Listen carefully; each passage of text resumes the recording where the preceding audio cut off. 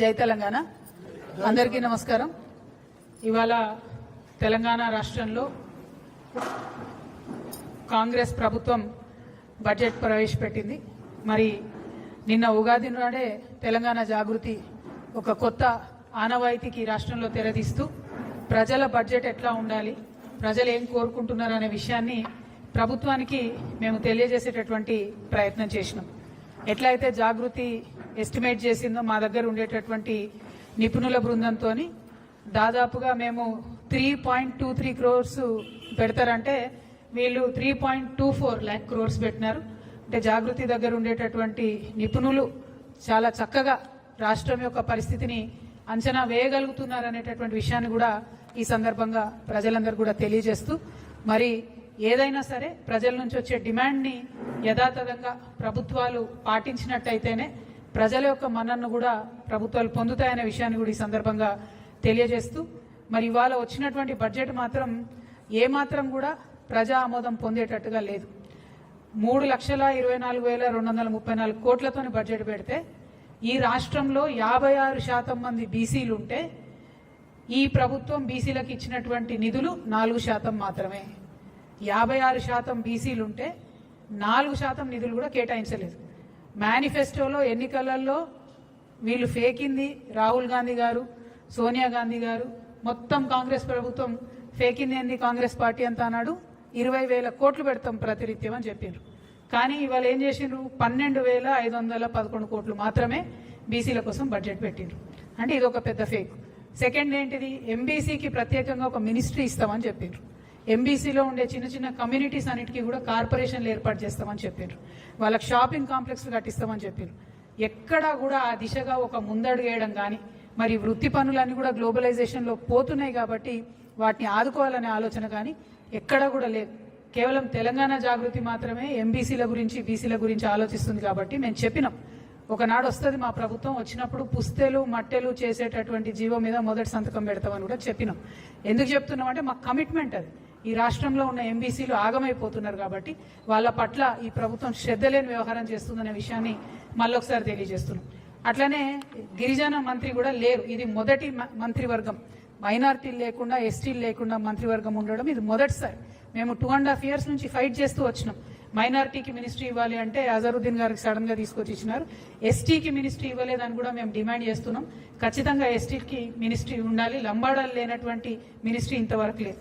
అది పక్కన పెడితే ఇక 22 లక్షల ఇండ్లు 22.5 లక్షల ఇండ్లు ఇస్తామని చెప్పి కేవలం 5,500 కోట్లు పెట్టడం అంటే ఇది ఖచ్చితంగా మోసమే. గత బడ్జెట్లో ఇందిరమ్మ ఇండ్లకు 12,000 కోట్లు పెట్టిండ్రు. ఇప్పుడు అమాంతం 7,000 కోట్లు తగ్గించి 5,500 కోట్లు పెట్టిండ్రంటే పేద ప్రజలకు ఇండ్లు ఇచ్చేటటువంటి ఆలోచన కాంగ్రెస్ ప్రభుత్వానికి లేదనే విషయం స్పష్టమవుతున్నది. ఇది ఇంకొకటి రాహుల్ గారి ఫేకుడు అని చెప్పి తెలంగాణ ప్రజలందరూ కూడా తెలియజేస్తా ఉన్నాం.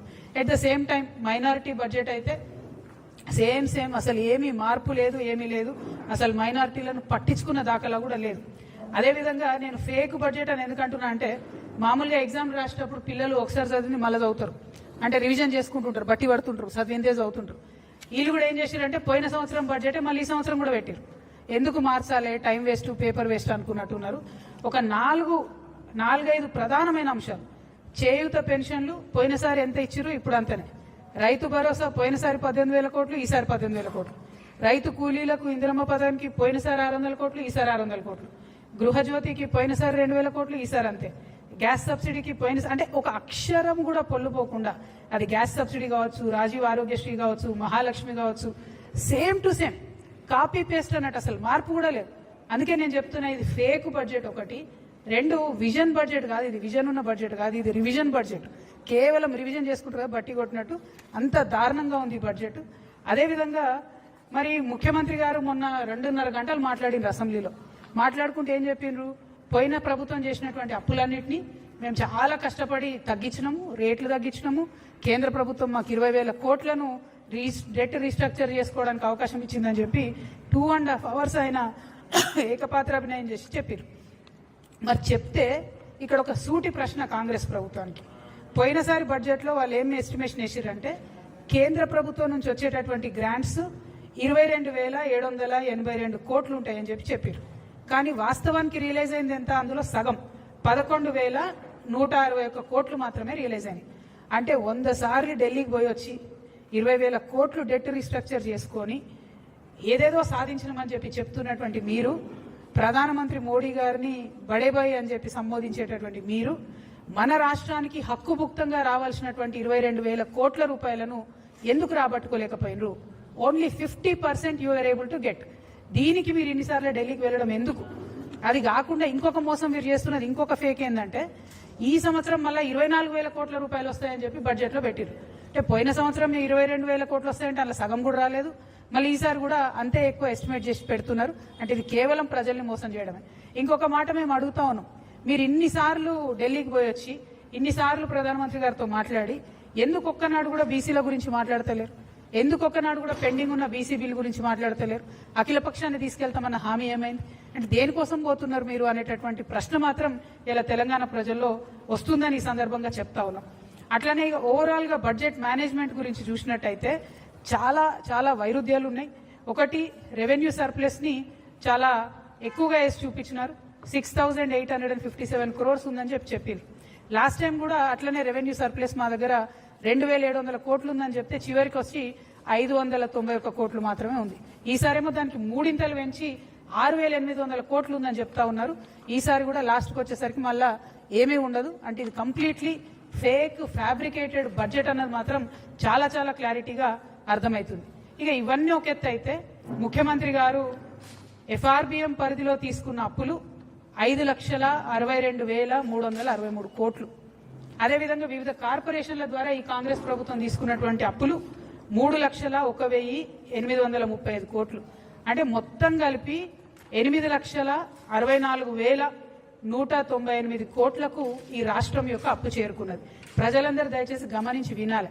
8,64,198 కోట్లకు చేరుకున్నది. అంటే ఒక్కొక్క వ్యక్తి మీద ఈ రాష్ట్రంలో 2,16,000 రూపాయల అప్పు ఉన్నది. ఒక్క మనిషి మీద నెత్తికి 2,16,000 అప్పు ఉంది. ఒక ఇంట్లో 4 ఉంటారు అనుకుంటే ప్రతి కుటుంబం మీద 9 లక్షల రూపాయల అప్పు ఈ కాంగ్రెస్ ప్రభుత్వం మన నెత్తి మీద పెట్టిందనే విషయాన్ని మేము చాలా చింతిస్తూ చెప్తున్నాం. మరి అప్పు తీసుకొచ్చిండ్రు, కనీసం ఏమైనా ఉద్యోగులకు పెన్షన్లు ఇచ్చిండ్రా? పోనీ కనీసం తులం బంగారం ఇచ్చే పథకాలు ఏమైనా ₹1 ఇచ్చిండ్రా? పోనీ 6 గ్యారెంటీల మీద ఏమైనా పెట్టిండ్రా? పోనీ స్కూటీలు, ముఖ్యమంత్రి గారు నిన్నగాక మొన్ననే స్కూటీలు ఇస్తామని చెప్పి, కానీ బడ్జెట్లో మాత్రం కనీసం స్కూటీలు ఊసలేదు. అంటే ఈ ముఖ్యమంత్రి చెప్పేది ఉప ముఖ్యమంత్రి గారు బడ్జెట్లో పెడతలేరు అని అర్థం. మరి వాళ్ళిద్దరికి శృతి లేదు, మతి లేని వ్యవహారమా? లేదా రాష్ట్రాన్ని ఎట్లా పరిపాలించాలో అర్థం కాని వ్యవహారమా? లేదా రాహుల్ గాంధీ గారు ఆడ కాన్స్టిట్యూషన్ పట్టుకొని ఫేకినట్టు ఇక్కడ బట్టి గారు అసెంబ్లీలో బడ్జెట్లో ఫేకినరా అన్న విషయం మాత్రం తెలంగాణ ప్రజలు ఆలోచించేటటువంటి సందర్భం. మీ అందరికీ తెలిసిన విషయమే. మరి ఉద్యోగాలకు సంబంధించి మేము డిమాండ్ చేస్తూ వచ్చినాం. ఖచ్చితంగా మీరు ఉద్యోగులకు సంబంధించి 2 లక్షల ఉద్యోగాలు ఇస్తామని చెప్పిండ్రు. వాటికి సంబంధించి డబ్బులు రిలీజ్ చేయండి, వాటికి సంబంధించి బడ్జెట్ పెట్టండి అని చెప్పినాం. కానీ రాష్ట్ర ప్రభుత్వం కనీసం దాని మీద శ్రద్ధ పెడతలేదు. సో ఈ రోజు ఒక సర్వే వచ్చిందండి. ఈ సర్వే పేరు స్టేట్ ఆఫ్ వర్కింగ్ ఇండియా. అంటే పని చేస్తున్నటువంటి వాళ్ళు, ఎంప్లాయిడ్ ఉన్నటువంటి వాళ్ళ పరిస్థితి కోసం దేశవ్యాప్తంగా అజీం ప్రేమ్జీ యూనివర్సిటీ చేసిన సర్వే. దీంట్లో ఏమొచ్చిందంటే ఎంత దారుణం అంటే, ప్రతి 4 డిగ్రీ చేసినటువంటి తెలంగాణ బిడ్డలలో, మగపిల్లలలో 4 డిగ్రీలు చేస్తే ఒక్కరికి మాత్రమే ఉద్యోగం ఇవ్వగలుగుతున్నాం. ఆడపిల్లలలో డిగ్రీ చేసిన 2 ఆడపిల్లల్లో ఒక్కరికి మాత్రమే ఉద్యోగం ఇవ్వగలుగుతున్నాం. అంటే విమెన్లో అన్ఎంప్లాయ్మెంట్ శాతం 50% ఉంది, మగపిల్లల్లో అన్ఎంప్లాయ్మెంట్ శాతం 28% ఉంది ఈ రాష్ట్రంలో. ఇది కంపారిటివ్లీ వేరే రాష్ట్రాలకు, కాంగ్రెస్ ప్రభుత్వాలు ఉన్న కర్ణాటకలో చూసుకున్నా కూడా మహిళల అన్ఎంప్లాయ్మెంట్ ఓన్లీ 20% ఉంది, మగవాళ్ళ అన్ఎంప్లాయ్మెంట్ ఓన్లీ 22% ఉంది. అంటే ఇంత పెరుగుతున్నాము, తెలంగాణ రైజింగ్ అంటే నేను ఎల్లనో అనుకున్నా, కానీ అన్ఎంప్లాయ్మెంట్లో మాత్రం సూపర్ రైజింగ్ ఉన్నది. దీనికి మాత్రం కాంగ్రెస్ ప్రభుత్వానికి, రాహుల్ గాంధీ గారికి కంగ్రాచులేషన్స్ చెప్తా ఉన్నా. ఎందుకంటే మీరు వచ్చి అశోక్ నగర్లో ఫేకిండ్రు రాహుల్ గాంధీ గారు. మిమ్మల్ని ఇయాలటి నుంచి మా హైదరాబాద్లో సలీం ఫేకు అని ఉంటాడు. ఆయన సినిమాలలో మస్తు నవ్విస్తాడు మనందరిని. హైదరాబాదీ స్లాంగ్ని, హైదరాబాదీ ఫేకుని, ఆ కామెడీని ఆయన మొత్తం ఇండియా వైడ్ పాపులరైజ్ చేసింది. కానీ ఇయాలటి నుంచి మాత్రం మా తెలంగాణ అశోక్ నగర్కి వచ్చి ఫేకినందుకు రాహుల్ గాంధీ గారికి రాహుల్ ఫేకు అని నామకరణం చేస్తున్నాం మేము. కానీ మీరు మా సలీం ఫేకు గారికి సరిపోరు. ఆయనేమో మమ్మల్ని చాలా నవ్విస్తాడు, మీరు మాత్రం మమ్మల్ని ఏడిపిస్తున్నారు. నిరుద్యోగ సమస్యలు ఇంత దారుణంగా ఉంటే ఇక ఎందుకు ఫేకు అంటున్నా అన్న విషయం మళ్ళీ ఒకసారి ప్రూఫ్ చేస్తాను నేను ఇప్పుడు మీకు. ఇది రాష్ట్ర ప్రభుత్వం యొక్క, నేను ఇప్పుడే స్క్రీన్ షాట్ తీసుకొని వచ్చిన ప్రెస్ మీట్ పెట్టే ముందు, స్కిల్ డెవలప్మెంట్ యూనివర్సిటీ యొక్క వెబ్సైట్. ఇక్కడ ఏం రాసింది పట్టుకోతాము, ఇక్కడ ఏం రాసిండ్రు వీళ్ళు, 68,000 మంది, ఇక్కడ ఎల్లోలో కనబడుతుంది, 68,000 మంది ఎన్రోల్ అయినరని రాసిర్రు. సరే పోనీ కరెక్టా కాదా అని చెప్పి ఫోన్ చేసినాం అదే స్కిల్ యూనివర్సిటీకి. వాళ్ళు చెప్తున్న లెక్కలేంది, 920 మంది మాత్రమే ఎన్రోల్ అయినరని యూనివర్సిటీ వాళ్ళు చెప్తున్నారు. వెబ్సైట్లో ఈ బట్టి గారి ఫేకుడు ప్రచారం ఏంది అని అంటే, ఎందుకు బట్టి గారి పేరు చెప్తున్నా అంటే, ఈయన 3 పారాగ్రాఫ్లు చెప్పారు ఈరోజు బడ్జెట్లో బట్టి గారు. స్కిల్ యూనివర్సిటీ ఇట్లా, స్కిల్ యూనివర్సిటీ అట్లా, దీనివల్ల ఇట్లయితుంది అట్లయితుంది అని చెప్తే నేను ఎంతగానో పైసలు ఇచ్చిండో బట్టి గారు అనుకున్నా. ఉట్టి మాటలే, ₹1 కూడా ఇలా స్కిల్ యూనివర్సిటీకి. అక్కడ స్కిల్ యూనివర్సిటీలో పనిచేసే వాళ్ళే చెప్తున్నారు మాకు డబ్బులు లేవు, చాలా దారుణమైన పరిస్థితి ఉంది కాబట్టి ఇట్లా ఫేక్తున్నామని చెప్తున్నారు. నేను డిమాండ్ చేస్తున్నా, రాష్ట్ర ప్రభుత్వం ఈ మిస్లీడింగ్ ఇన్ఫర్మేషన్ తొలగించాలి ఈ వెబ్సైట్ నుంచి. 68,000 people are not enrolled in skill university. Only 920 people are enrolled. ఇది మీరు మార్చకపోతే మాత్రం మంచిగా ఉండదు. దయచేసి తప్పకుండా మార్చాలని చెప్పి నేను ప్రభుత్వాన్ని డిమాండ్ చేస్తున్నాను. అందుకని బట్టి గారు ఫేక్తున్నారని చెప్తున్నాను, నేను ఉట్టిగా చెప్పడం లేదు. ఇంకో బాధాకరమైన విషయం ఏంటి అని అంటే, కంప్లీట్గా ఈ రాష్ట్రంలో ప్రజల యొక్క ఆహారానికి సంబంధించి ఏమాత్రం కూడా ఈ ప్రభుత్వం శ్రద్ధ పెడతలేదనడానికి న్యూస్ మీటర్ అనేటటువంటి సంస్థ మన పార్లమెంట్లో వచ్చినటువంటి ఆన్సర్ తీసుకొని మొత్తం కూడా ఒక ఆర్టికల్ వేయడం జరిగింది. మనకన్నా చండీగఢ్ పాపులేషన్ 40 లక్షలు, తెలంగాణ పాపులేషన్ 4 కోట్లు. కానీ చండీగఢ్లో ఏదైతే ఫేక్ ఫుడ్, అది కల్తీ ఫుడ్ తయారు చేసే వాళ్ళ మీద పెట్టిన కేసుల్ని మన రాష్ట్రంలో పెట్టిన కేసుల్ని చూసుకుంటే ఎట్లుందంటే పరిస్థితి 1000% వాళ్ళది ఎక్కువ ఉంది. మన దగ్గర పోయిన సంవత్సరం అంటే 2024-25లో ఒకటే ఒక కేసు పెట్టారు, ఫుడ్ మంచిగా లేదని చెప్పి, కల్తీ ఫుడ్ అని చెప్పి. అది కూడా ఓన్లీ హైదరాబాద్ సెంట్రిక్. నేను ఇవాళ ప్రభుత్వాన్ని డిమాండ్ చేస్తున్నా, హైదరాబాద్ సెంట్రిక్ కాదు, తెలంగాణ వ్యాప్తంగా కల్తీ జరుగుతుంది. అది నూనె కావచ్చు, పప్పు కావచ్చు, ఉప్పు కావచ్చు, కారం పొడి కావచ్చు, పసుపు కావచ్చు. ప్రజల ఆరోగ్యంతో చెలగాటమాడుతున్నారు. దయచేసి రాష్ట్రమంతా శ్రద్ధ పెట్టండి. ఫుడ్ కమిషన్ నిద్రపోతున్నది, మేల్కోండి. దయచేసి కేసులు పెట్టండి. ఒకటే ఒక కేసు పెట్టిరు మొత్తం మొన్న ఇయర్లో. భయం అనేది లేకుండా పోతుంది. ప్రజల ఆరోగ్యంతో చెలగాటమాడుతున్నారు కాబట్టి ఈ బడ్జెట్లో కూడా మరి మంచి ఆర్గానిక్ ఫార్మింగ్ కి సపోర్ట్ చేస్తామని ముందు చెప్పిర్రు, ఇప్పుడైతే చెప్పలేదు. అందుకని ఈ మధ్యలో ఈ విషయాన్ని కూడా నేను చెప్తా ఉన్నాను. ఇక దీంతో పాటు ఇంకొక విషయం కూడా చెప్పాలి. 1 కోటి మంది మహిళలను కోటీశ్వరులు చేస్తామని చెప్పి పదే ముఖ్యమంత్రి గారు చెప్తా ఉంటారు. అయితే ఆ సెర్ప్ వ్యవస్థలో, ఆ సెల్ఫ్ హెల్ప్ గ్రూప్స్ లో స్త్రీనిధి అనేటటువంటి ఒక ఆర్గనైజేషన్ కూడా ఉంటుంది. ఆ స్త్రీనిధి సపరేట్ గా మహిళల కోసం కోఆపరేటివ్ ఏర్పాటు చేసి 2011లో ఏర్పాటు చేశారు. అయితే అప్పటి నుండి ఇప్పటి వరకు ఈ స్త్రీనిధిని ఒక దయ్యం పట్టుకొని వెంటబడతా ఉన్నది. దాదాపుగా 14 years నుంచి ఒకటే ఒక వ్యక్తి, ఆయన పేరేంటిదంటే జి విద్యాసాగర్ రెడ్డి. ఈయన యాక్చువల్గా స్టేట్ ప్రాజెక్ట్ డైరెక్టర్ సెర్ప్కి జాయిన్ అయ్యాడు. కానీ ఆయనే సెల్ఫ్ డిక్లేర్డ్ మేనేజింగ్ డైరెక్టర్ అయిపోతాడు. ఆయన మేనేజింగ్ డైరెక్టర్గా 14 ఏళ్ల నుంచి కొనసాగుతుంది. 58 సంవత్సరాలు పైబడినటువంటి వ్యక్తిని కొనసాగించరాదని ఆర్బీఐ చెప్పినప్పటికీ కూడా ఆయన అట్లనే కొనసాగుతాడు. ఆయన ఎవరేమన్నారు. ఎందుకంటే ఎర్రవల్లి దయాకర్ రావు గారు అప్పుడు గ్రామీణ శాఖ మంత్రిగా ఉన్నప్పుడు, రూరల్ డెవలప్మెంట్ మినిస్టర్ ఉన్నప్పుడు డైరెక్ట్గా ఎర్రవల్లి గారి ట్రస్ట్కి సిఎస్ఆర్ ఫండ్స్, ఈ స్త్రీనిధి నుంచే సిఎస్ఆర్ ఫండ్స్ ఆయన ట్రాన్స్ఫర్ చేసి అప్పుడు బీఆర్ఎస్ గవర్నమెంట్లో మేనేజ్ చేసుకున్నాడు. ఇప్పుడు కాంగ్రెస్ గవర్నమెంట్లో కూడా అదే కొనసాగుతున్నది. కాంగ్రెస్ గవర్నమెంట్లో కూడా అందరూ ఉద్యోగులు పదే కంప్లైంట్ చేస్తే కూడా ఒక ఎంక్వైరీ కమిషన్ వేసారు. దాని పేరు ఏంటంటే జీవో నంబర్ 523 ఎంక్వైరీ కమిషన్ వేసారు. ఇంతవరకు ఆ ఎంక్వైరీ కమిషన్ ఏమైందంటే సీతక్క గారు మాట్లాడతలేరు. నిన్న కూడా సీతక్క గారు ఈ విద్యాసాగర్ రెడ్డి అనేటువంటి పక్కన కూర్చోబెట్టుకొని మేము మహిళలు కోటీశ్వర్లు చేస్తామంటే ఈయన మింగుతున్నాడు అమ్మ పైసలన్నీ, ఈయన ఇబ్బంది పెడుతున్నాడు. అట్లా కాదు, దయచేసి ఆ వ్యక్తిని మొదలు తొలగించండి. ఎందుకంటే ఈయన ఏం చేస్తుండంటే ఆయన మొత్తం ప్యానల్ అందరినీ కూడా ఎగ్జిక్యూటివ్ డైరెక్టర్, ఈ డైరెక్టర్ అని చెప్పి లక్షలలో వాళ్ళకి జీతాలు ఇచ్చి ఎస్సీ ఎస్టీ బీసీ మహిళలందరినీ కూడా 737 మంది ఎంప్లాయీస్ ఉండే స్త్రీనిధిలో ఇప్పుడు 270 మంది మిగిలిరు. అందరినీ కూడా ఆయన తీసేసుకుంటూ వస్తున్నాడు. అన్ని రకాల రూల్స్ కూడా ఫ్లౌట్ అయిపోతా ఉన్నాయి. దీనికి ఖచ్చితంగా మీరు ఈ విద్యాసాగర్ రెడ్డి అనే వ్యక్తిని మీరు తొలగించాల్సిందే. ఆ స్త్రీనిధిలో జరుగుతున్నటువంటి అక్రమాలను ఖచ్చితంగా బయట పెట్టాల్సిందే. 523 జీవో ఎంక్వైరీ ఏమైందో కూడా సీతక్క గారు చెప్పాల్సిందే. మీరు చెప్పకపోతే మరి ఎర్రబల్లి గారికి ఎట్లయితే అండర్స్టాండింగ్ ఉండేనో మీకు కూడా ఉంటుందని అనుకోవాల్సి వస్తుంది. సీతక్క మంచిది నాకు తెలుసు, అట్లా చేయదు. కాబట్టి తొందరగా విద్యాసాగర్ రెడ్డిని తొలగిస్తారని చెప్పి నేను మనస్ఫూర్తిగా నమ్ముతా ఉన్నాను. ఇక చివరి విషయానికి వస్తే, ఈ ప్రభుత్వం ఈ బడ్జెట్ మొత్తంలో కూడా ఎక్కడ విజన్ చూపించలేదు, 6 గ్యారెంటీల విషయం చూపించలేదు. బయట నుండి తెచ్చినటువంటి అప్పులేమో కుటుంబానికి 9 లక్షల రూపాయల అప్పు మన మీద మోపుతా ఉంది. కానీ సింగరేణికి ఇవ్వాల్సినటువంటి 50,000 కోట్లు అప్పు కడతలేరు, జెన్కోకి ఇవ్వాల్సిన అప్పు కడతలేరు, ట్రాన్స్కోకి ఇవ్వాల్సిన అప్పు కడతలేరు. వీటన్నిటి దగ్గర 50,000 కోట్లు అంటే 1,50,000 కోట్లు ప్రభుత్వమే ఈ సంస్థలకు ఇవ్వాలి. ఆ అప్పు తక్షణమే చెల్లించాలి. సింగరేణి సంస్థ దానంతట రన్ అవ్వాలి. ట్రాన్స్కో జెన్కో హెల్తీగా ఉండాలని చెప్పి నేను డిమాండ్ చేస్తా ఉన్నాను. ఇక మూసీకి అందరూ వ్యతిరేకించే మూసీకి, ప్రపంచ బ్యాంకు నుంచి అప్పు తెచ్చుకునే మూసీకి 1,500 కోట్లు పెట్టుకున్నారు. యంగ్ ఇండియా స్కూల్స్ ఎక్కడైతే కమిషన్లు వస్తాయో ఆ స్కూళ్ళకు 5,000 కోట్లు పెట్టిండ్రు.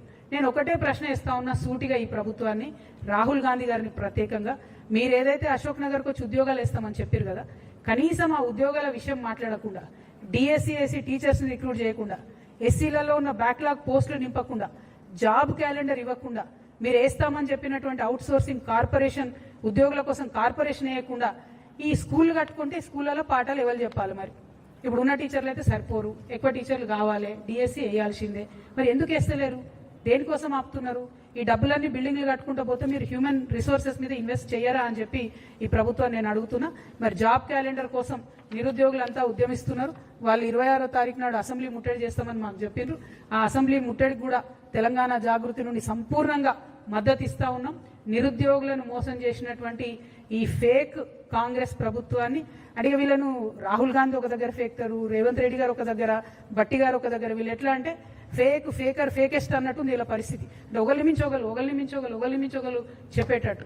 కాబట్టి ఓవరాల్ గా రాహుల్ ఫేకు గారికి నేను రిక్వెస్ట్ చేసేది ఏంటంటే, తెలంగాణ నెక్స్ట్ టైం వస్తే దయచేసి జాబ్ క్యాలెండర్ ఇవ్వండి, ఉద్యోగాలు ఇవ్వండి.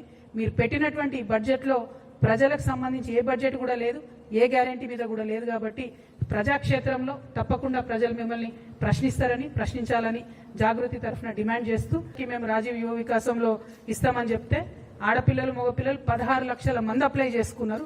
కనీసం దాంట్లో సెలెక్షన్ క్రైటీరియా ఏందన్నా చెప్తలేరు.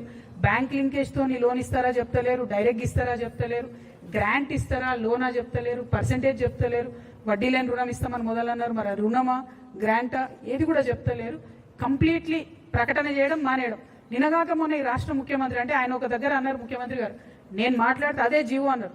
మరి ఆయన అక్కడ మాట్లాడినేమని నేను స్కూటీ ఇస్తా, ఎలక్ట్రిక్ స్కూటీ అన్నాడు. రూపాయి వేటలే బట్టి గారి బడ్జెట్లో. అంటే ఏందన్నట్టు ముఖ్యమంత్రి గారు ఎస్ అంటే బట్టి గారు నో అన్నట్టు ఉంది పరిస్థితి. మొదల ప్రజలేమైపోవాలి? డెఫినెట్ గా ఇది fake budget, Congress fake budget, Rahul Gandhi గారు ఫేక్ బడ్జెట్. దీన్ని మేము తీవ్రంగా నిరసిస్తా ఉన్నాం. Thank you.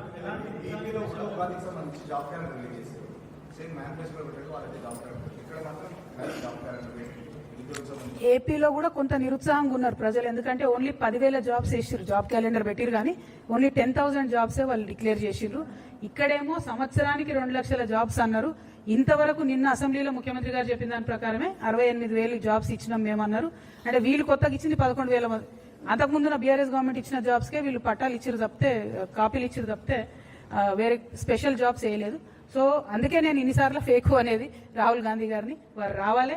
నెక్స్ట్ టైం ఎప్పుడు రాష్ట్రంలోకి వచ్చినా కూడా ఖచ్చితంగా ప్రశ్నిస్తాం వారిని. థ్యాంక్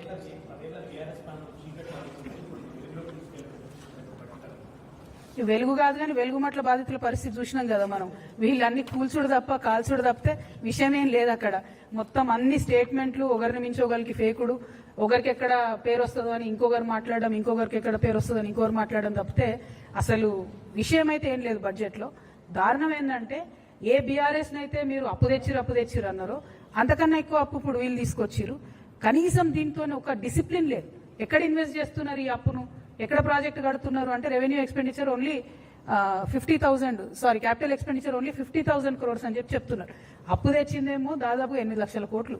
ఓన్లీ 50,000 కోట్లు ఈసారి మీరు క్యాపిటల్ ఎక్స్పెండిచర్ అంటే ఎట్లా తిరుగుతుంది? ఎకనామిక్ ఇంజన్ అనేది ఎట్లా తిరుగుతుంది? అసలు పోనీ ఇన్ని తెచ్చుకొచ్చిండ్రా, ఇన్నిసార్లు విదేశాలకు పోయొచ్చిరా?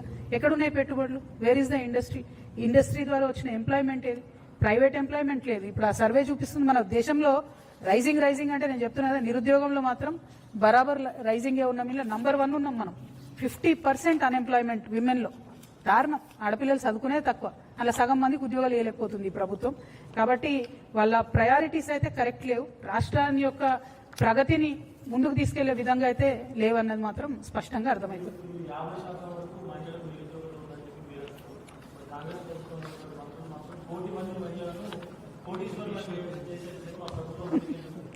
నేను చెప్పిన కదా, 1 కోటి మంది మహిళలను కోటీశ్వరులు చేసేదేమో కానీ ఆ విద్యాసాగర్ రెడ్డి అనేట ఆయన మొత్తం గొల్లగొడుతున్నాడు. అందులో ఉన్న పైసలు సెర్పులో కానీ స్త్రీనిధిలో ఉన్నది కానీ ముందు అతన్ని తొలగించాలి, ఎంక్వైరీ చేయాలి. 1, 2 మహిళలకు ఏదైతే మీరు సెల్ఫ్ హెల్ప్ గ్రూప్స్ ద్వారా కూడా వడ్డీ లేని రుణాలు ఓన్లీ 5 lakhsకే ఇస్తున్నారు, వాళ్ళు ఎక్కువ ఇస్తున్నారు.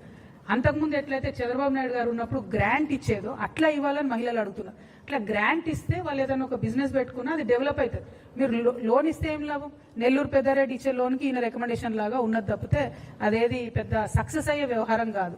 ఇంకొకటి, నిన్న ముఖ్యమంత్రి గారు కూడా అసెంబ్లీలో మాట్లాడుకుంటూ మేము 1000 బస్సులు కొనిచ్చినాం, మేము పెట్రోల్ బంకులు పెట్టించినాం, అది ఇదని చెప్పారు. కానీ జుట్టుకు కనీసం 100 రూపాయలు కూడా మహిళలకు రావు నెలకు వాళ్ళు ఇచ్చేటటువంటి మోడల్లో. నువ్వు 100 రూపాయలు నెలకు అదనంగా వస్తే ఎప్పుడు కోటీశ్వరులు కావాలి? ఎన్ని వందలు కుడితే కోటి అవుతుంది అంటే ఎన్ని నెలలు ఆగాలి మహిళలు? సో కంప్లీట్లీ ఇది ఫేక్ ప్రచారం తప్పితే ఇందులో ఏం లేదు. ఫేక్, డీప్ ఫేక్, అతి ఫేకర్, ఫేకెస్ట్. మీరు చూసుకోండి, రాహుల్ గాంధీ గారు ఒకటి ఫేక్తారు, రేవంత్ రెడ్డి గారు ఒకటి ఫేక్తారు, పట్టి గారు ఇంకోటి ఫేక్తారు. ఏమీ లేదు, చాలా దారుణంగా ఉంది ఈ బడ్జెట్. అంటే నేను క్రిటిసైజ్ చేయాలని చేస్తలేను. నిన్న నేను మేము ఏదైతే జాగృతి నుండి ఎక్సర్సైజ్ చేసి పెట్టినటువంటి బడ్జెట్ ఉందో దాన్ని దీనికి కంపేర్ చేసి చూస్తే అసలు కంపారిజనే లేదు. మీరు ప్రజలు ఖర్చు పెట్టే చోట ఇన్వెస్ట్ చేస్తే వాళ్ళు ఖర్చు పెడితే ఆ డబ్బులు మార్కెట్లోకి వస్తాయి. అట్లాంటి ప్రొవిజనే లేదు ఇక్కడ. సో కంప్లీట్గా ఈ స్కూల్ కట్టడానికి దానికి వాడితే అసెట్స్ డెడ్ అయిపోతాయి. ఆ విషయం ప్రభుత్వం అర్థం చేసుకుంటే బాగుంటుంది. అవుట్ ఆఫ్ కన్సర్న్ చెప్తున్నా, కొంత ఎకనామిక్స్ తెలిసినటువంటి వ్యక్తిగా చెప్తున్నా. ప్రభుత్వం బడ్జెట్లో ఒకటి పెట్టినా అవసరం అనుకుంటే కొన్ని మార్పులు చేర్పులతో ఇంకొంత అడిషనల్ అలొకేషన్ చేయొచ్చు. దానికోసం ఏమన్నా ఆలోచన చేస్తారేమో. ఎస్పెషలీ ఎంబీసీ వర్గాలకు, బీసీ వర్గాలకు, ఎస్టీలకు, ఎస్సీలకు చేయూతనియాల్సినటువంటి అవసరం ఉంది. ఆ విషయం దయచేసి గుర్తుపెట్టుకోవాలి. వికలాంగులను, మైనారిటీలను కూడా చాలా పెద్ద ఎత్తున ఈ బడ్జెట్ మరి కంప్లీట్గా ఇగ్నోర్ చేసింది. వారి కోసం ప్రయత్నం చేయాలని చెప్పి నేను ప్రభుత్వాన్ని కోరుతున్నాను.